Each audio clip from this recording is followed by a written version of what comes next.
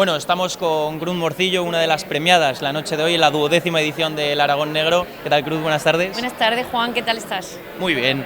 Bueno, hoy vas a recibir un premio muy especial, me imagino, un premio pues, que reconoce una carrera arriesgada, supongo que en ocasiones incluso peligrosa, pero también de mucha calidad. ¿Qué se siente al recibir un premio así tan importante en una gala como esta?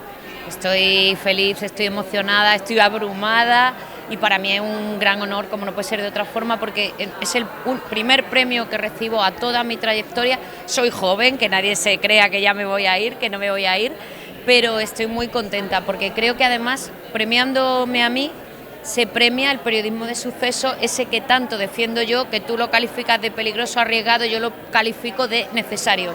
Sí, porque de hecho te quería preguntar a todos esos estudiantes de periodismo que su sueño sea realizar el periodismo de sucesos, ¿qué consejo le daría a alguien que ha vivido tantos años trabajando en el periodismo de sucesos?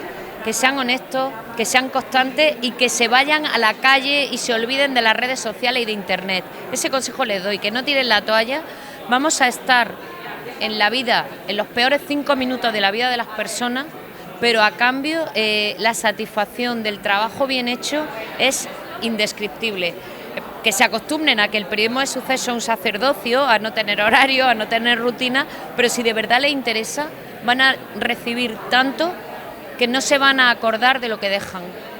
Perfecto, pues ahí queda el consejo. Muchas gracias, Cruz, y disfruta de la gala. Por supuesto, gracias a vosotros.